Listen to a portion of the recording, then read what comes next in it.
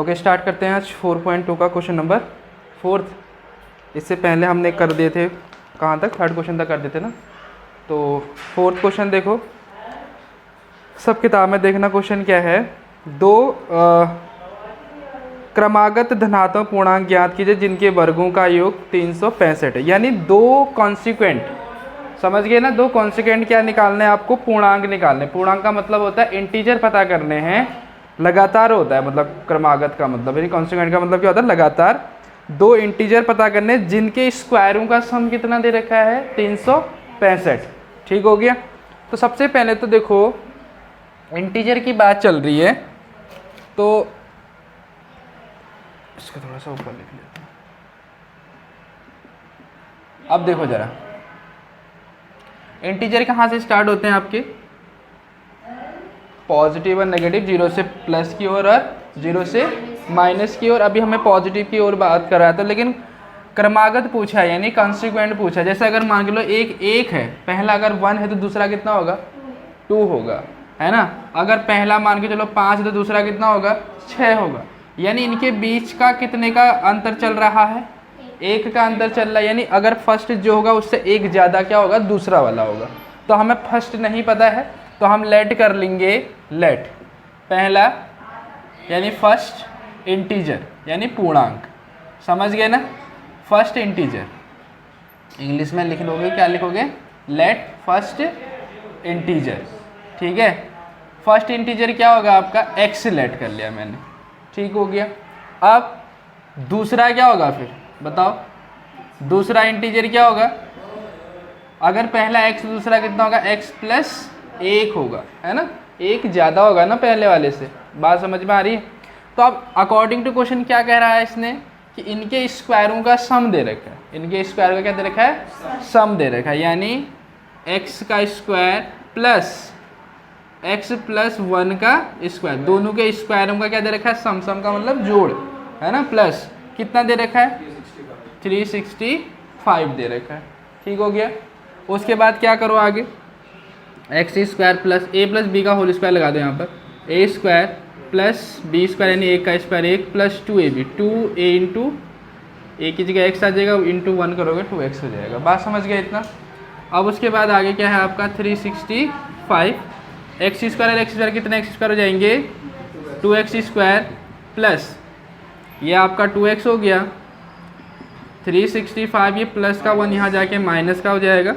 तो कितना आ गया ये 364। एक काम करो, 2 कॉमन आ रहा है इन दोनों में से, है ना, तो कॉमन ले लो, 2 बाहर आ गया, इतना समझ में आ गया ना। अब उसके बाद क्या होगा 364, 2 ये मल्टीप्लाई में डिवाइड में चला जाएगा इसके, तो कट जाएगा ये, 2 1 जा 2 कितना हो जाएगा, 2 8 जा 16, 2 2 जा 4। बात समझ गए इतना। तो उसके बाद यहाँ से x square plus x equals to 182, ये इधर आ जाएगा, x square plus x minus 182। ये आपकी क्या बन गई, क्वाड्रेटिक इक्वेशन बन गई। अब इसको आपको सॉल्व करना है, ठीक है। सॉल्व करने के बाद आपको x की वैल्यू मिल जाएगी, और x की वैल्यू मिलने के बाद दूसरी वाली वैल्यू मिल जाएगी।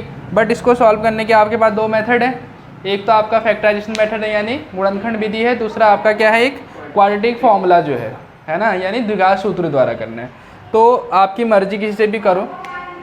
तो यहाँ पर एक काम कर देते हैं, हम डायरेक्ट फैक्टराइजेशन मेथड ही लगा लेते हैं, ठीक है। X square plus x minus का कितना है 182 इक्वल्स टू 0।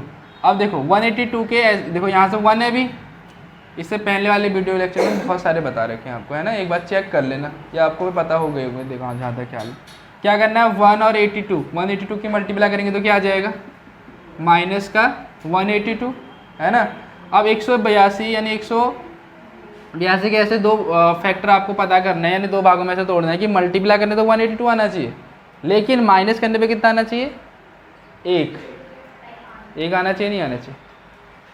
तो क्या होगा फिर, 14 और 13 होगा। चेक करो तो 14 13 की ऐसे करके मल्टीप्लाई कर सकते हो। वैसे एक बार ऐसे देख लो, अगर तुम्हें समझ नहीं आता इस टाइप से कर लिया करो। देखो क्या है ये, 2 नीम 18, 2 एकम 2, ठीक है।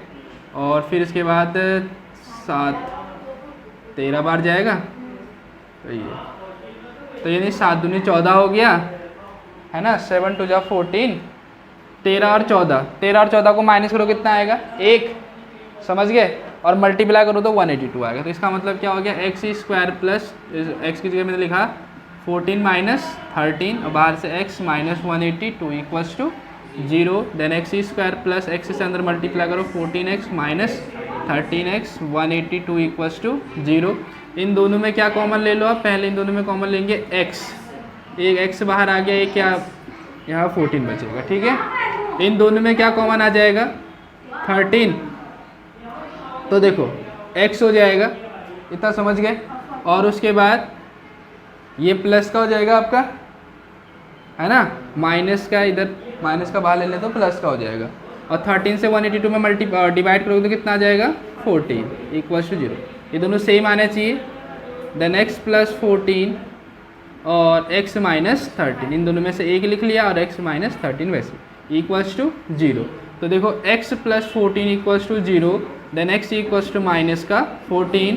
अब एक चीज़ देखो, हमसे कौन सा इंटीजर पूछा उसने, पॉजिटिव इंटीजर पूछा नहीं पूछा है ना, तो ये वाला तो आपका नेगेटिव का आ गया, तो ये तो आपका नहीं होगा, ये वैलिड नहीं होगा, है तो वो इंटीजर ही, पूर्णांक तो है लेकिन नेगेटिव वाला आ गया। बट हमको पूछा कौन सा है, पॉजिटिव धनात्मक पूर्णांक पूछा है ना, इसका मतलब ये नहीं होगा, कौन सा वाला होगा ये।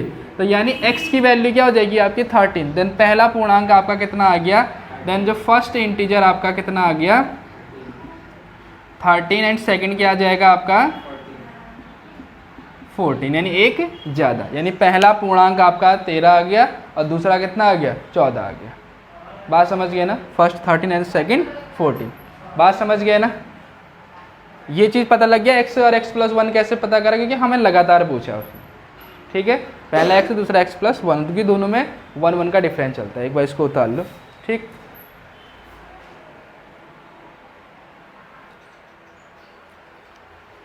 ओके, क्वेश्चन नंबर कौन सा करते हैं अब, 5th वाला। बहुत ही इंपॉर्टेंट क्वेश्चन है और बड़ा आसान सा भी है, ठीक है। देखना, एक समकोण त्रिभुज दे रखा है, मतलब एक राइट एंगल ट्रायंगल है आपका, कह रहा है जिसकी हाइट यानी जिसकी ऊंचाई जो है उसके आधार से 7 सेंटीमीटर कम है, यानी उसके बेस से 7 सेंटीमीटर क्या है कम है, यानी लेस है। यदि कर्ण 13 सेंटीमीटर यानी जो हाइपोटेनियस है उसका वो कितना है आपका 13 सेंटीमीटर है, तो अन्य दो भुजाएं यानी अन्य दो साइड हमको पता करनी। तो सबसे पहले तो एक राइट एंगल ट्रायंगल बनाओ। नहीं, ये देखो एक राइट एंगल ट्रायंगल बना दिया है ना, ये आपका बेस है यानी आधार, ठीक है, और ये आपकी क्या है ये आपकी हाइट है यानी ऊंचाई, और ये आपका क्या है हाइपोटेनियस यानी कर्ण।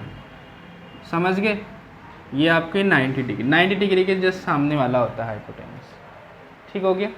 अब इसमें क्या कहा है इसने ये कहा है कि जो हाइट है उसके आधार से 7 सेंटीमीटर कम है, यानी जो उसकी हाइट है वो बेस से 7 सेंटीमीटर कम है। तो अगर आपको बेस मालूम हो गया तो आपको उसकी हाइट पता लग जाएगी।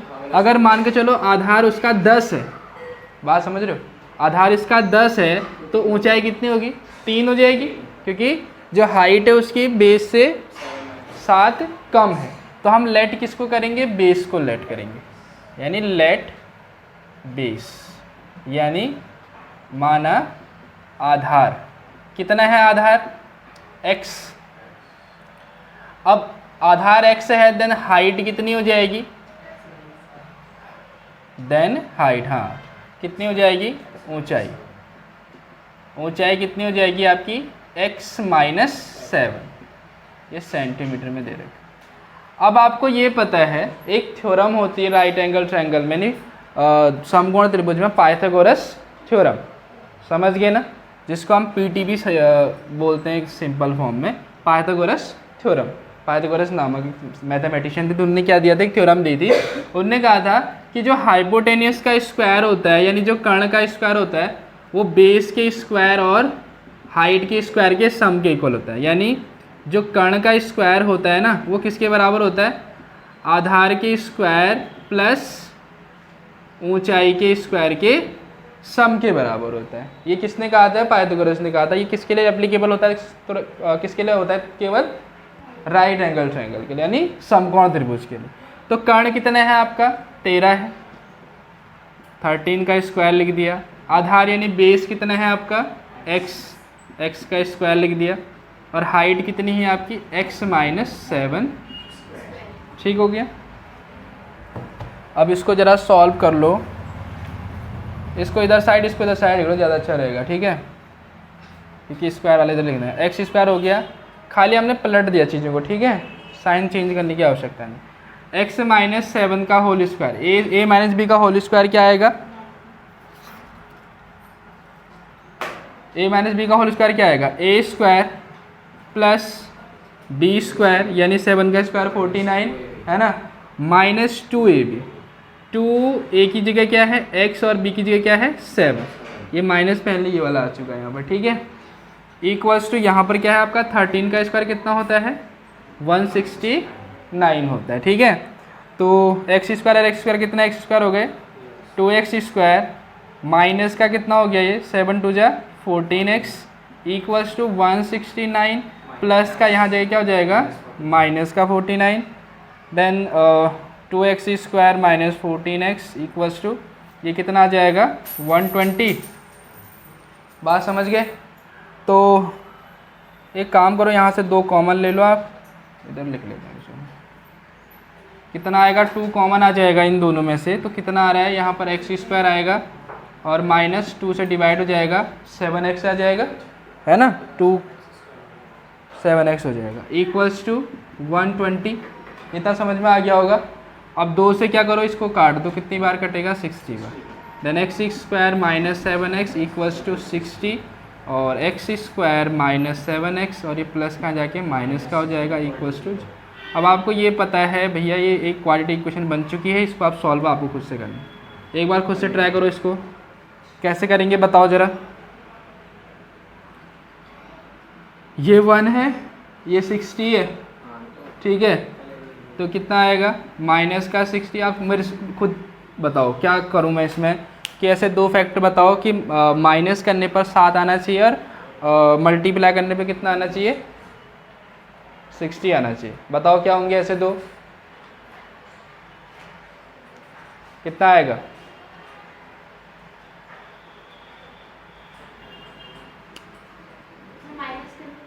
माइनस करने पर आना चाहिए 7 और मल्टीप्लाई करने पर 60 आना चाहिए। तुम अपना करते रहो, ठीक है, फिर मुझे बताना क्या आ रहा है। ठीक है, यहाँ मत देखना।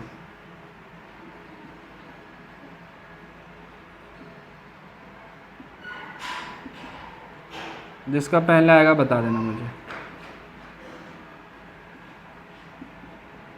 फिर उसके बाद फिर आगे की कार्रवाई है, क्योंकि ये चीज़ मेन है ना। यहाँ पर अगर आप रुक गए तो फिर दिक्कत आ जाएगी। यहाँ बिल्कुल मत देखना।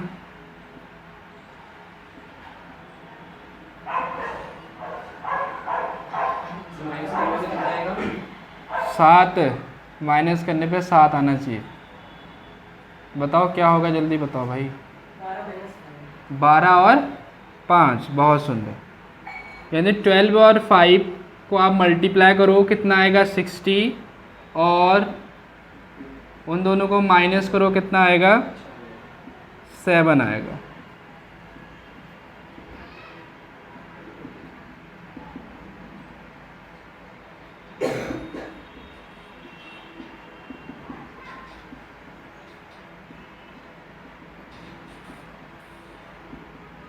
अब यहाँ देख लो फिर, यहाँ पर आपने देखा ये 60 है, 60 को क्या करा? 2 पार्ट्स में तोड़ा मैंने। तो 12 और 5 मल्टीप्लाई करोगे तो 60 आएगा, माइनस करोगे तो 7 आएगा। तो 7 को लिख दिया 12 माइनस 5, बाहर से x है माइनस 60 वैसे लिखा। एक्स स्क्वायर माइनस अंदर गुणा करो, देखो माइनस 12, x से गुणा करोगे 12x हो जाएगा, माइनस माइनस प्लस x अंदर मल्टीप्लाई करो 5x। अब ये चीज़ें बहुत बार हो चुकी हैं, बट ठीक है समझ लो एक बार। Minus 60 equal to 0। अब उसके बाद 2 का पेयर बनाया, इन दोनों में क्या कॉमन आ रहा है? x कॉमन आ रहा है। देन x इसमें से एक बाहर आ गया तो 1 बचेगा, माइनस 12 एक बाहर आ गया तो x बचेगा, मतलब 12 बचेगा। ठीक है, उसके बाद इन दोनों में क्या कॉमन आ रहा है, 5। कॉमन लेने का मतलब हुआ कि डिवाइड किसका जा रहा है, ध्यान देना, ठीक है। तो 5 कॉमन आ रहा है, देन 5 से डिवाइड करोगे तो x बचेगा, और 12 मतलब वही 60 में डिवाइड करोगे तो 12 बचेगा। देन ये देखो x माइनस 12 बराबर आ गए, 1 लिख दिया, और x प्लस 5 1 लिख दिया, ठीक है। उसके बाद दोनों को 0 के इक्वल लिखा, x plus 5 equal to 0, x equal to minus का 5 और x minus 12 equal to 0, then x equal to plus का 12। अब आपको ये पता है, देखो हाइट कुछ भी हो, मतलब मेजरमेंट किसी भी चीज़ की लेंथ वगैरह, वो कभी भी नेगेटिव नहीं आ सकती। ऐसे नहीं कह सकते कि भाई इस मार्कर की लेंथ -2 सेंटीमीटर है, समझ गए ना। हाइट लेंथ वगैरह कुछ भी जो है माइनस में नहीं हो सकती, इसलिए ये आपका वैलिड नहीं होगा। माइनस का 5 कौन सा वैलिड होगा फिर, 12 पॉजिटिव वाला। Then x equals 12, then x क्या माना था हमने, बेस माना था, तो जो बेस आ गया आपका लास्ट में से लिख भी देंगे, then hence base equals to आ जाएगा 12 सेंटीमीटर। और अगला क्या है, हाइट, और हाइट कितनी आ जाएगी, कितना कम है, 7 कम है ना, तो 12 माइनस 7 यानी 5, यानी 5 सेंटीमीटर उसकी हाइट आ जाएगी। तो ये चीज़ था आपका क्वेश्चन। बात समझ में आ गई ना। सिर्फ आपको ये थ्योरम याद रखनी है, पाइथागोरस थ्योरम, ठीक है। ये 9th में आपने पढ़ी होगी, है ना। अभी भी है इसमें, अभी और चैप्टर जब आगे पढ़ेंगे तो वहाँ भी है इसको। तो बाकी समझ में आ गया होगा ना क्या चीज़ है, ठीक है। एक बार कर लो कुछ।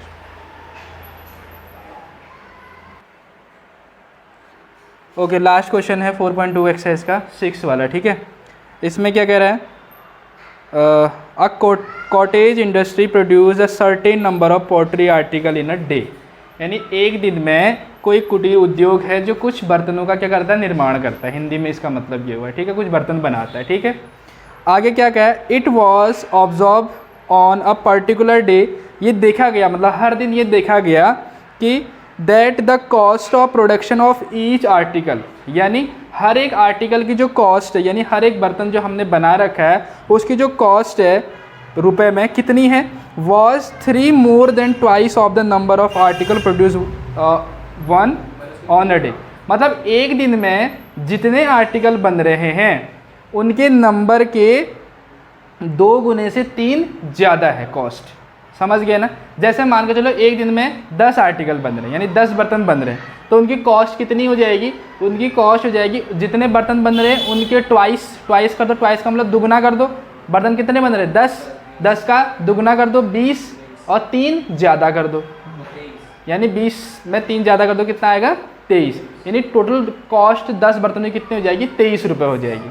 ऐसा कह रहा है वो, बात समझ गए ना। यानी जो कॉस्ट है ना प्रत्येक की, वो कितनी है कह रहा है, वो बर्तनों के नंबर्स के 2 गुने से 3 ज़्यादा है कह रहा है, ट्वाइस से मोर देन 3 कह रहा है। फिर आगे कह रहा है if the total cost of production on day was 90 रुपी, यानी एक दिन की कॉस्ट कितनी रुपए कह रहा है वो, एक दिन का कीमत कितने रुपए कह रहा है, 90 रुपये कह रहा है। तो कह रहा है find the number of article produced and cost of each article, यानी हमको जो है कितने बर्तन बने वो बताने हैं, बर्तनों की संख्या, और हर एक आर्टिकल की कॉस्ट भी आपको बतानी, समझ गए। तो सबसे पहले तो बर्तनों की संख्या मान लो, है ना।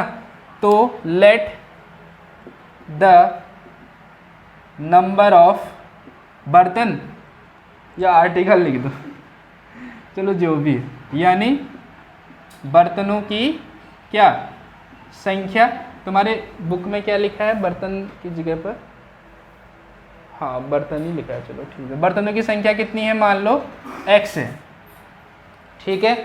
तो यहाँ लिखेंगे देन द कॉस्ट ऑफ क्या लिखा, आर्टिकल, यानी ईच आर्टिकल लिख देते हैं ना, प्रत्येक आर्टिकल, ईच आर्टिकल, यानी प्रत्येक, बुक में हिंदी में नग लिख रखा है, बाकी आप बर्तन भी लिख सकते हो, ऐसा कोई दिक्कत नहीं, ठीक है। बर्तन की कॉस्ट यानी मूल्य, बर्तन का मूल्य कितना होगा, बर्तनों की संख्या के कितना 2 गुने से कितना ज़्यादा है, 3 ज़्यादा है। यही तो कह रहा है, जितने बर्तन बने उनकी संख्या के दुगने से कितना है, 3 ज़्यादा है। अब एक चीज़ बताओ, उसने एक दिन में टोटल कॉस्ट दे दिया 90 रुपये दे रखा है उसने, ठीक है।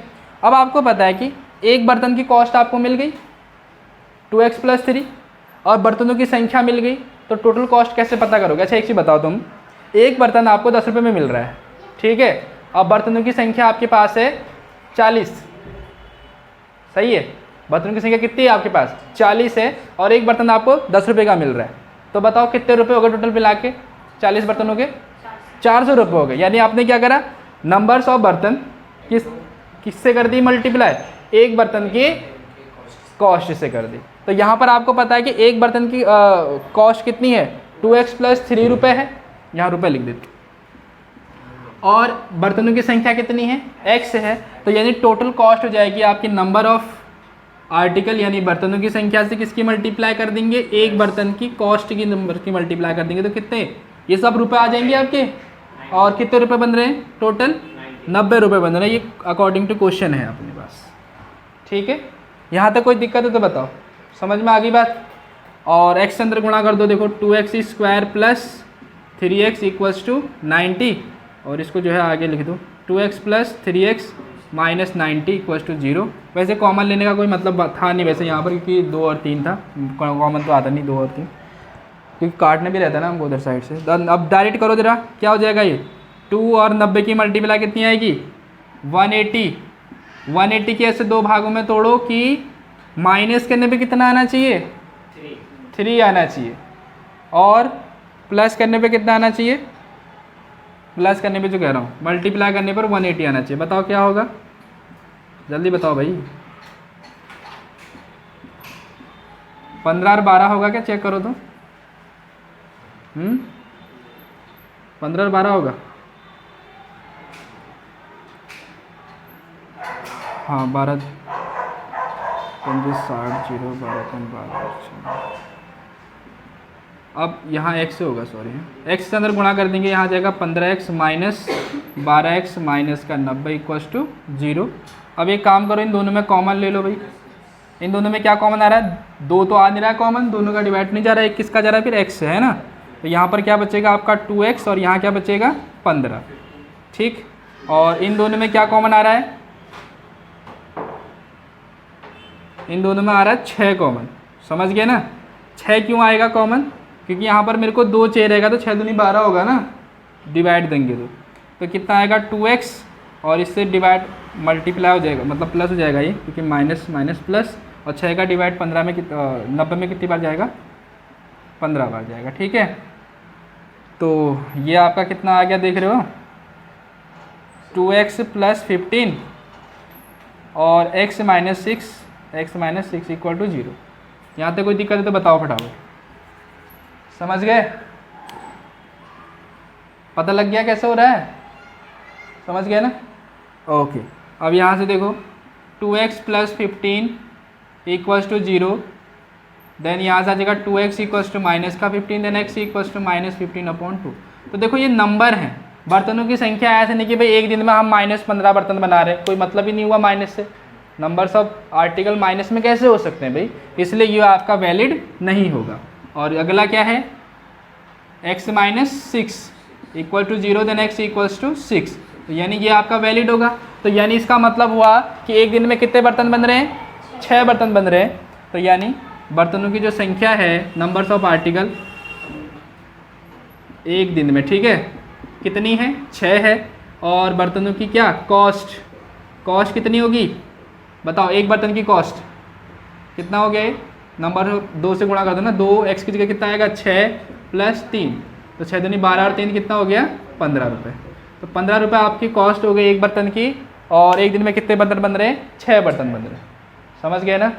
ओके, पता लग गया नहीं लग गया? इस चीज़ को ध्यान से समझना है कि यहाँ पर कन्फ्यूज आते हैं बच्चे, ठीक। कर लो बस। अब कितने क्वेश्चन बच गए वैसे इसमें? ठीक है, लास्ट क्वेश्चन था, ठीक है, 4.2 का। बाकी हम करते हैं अगले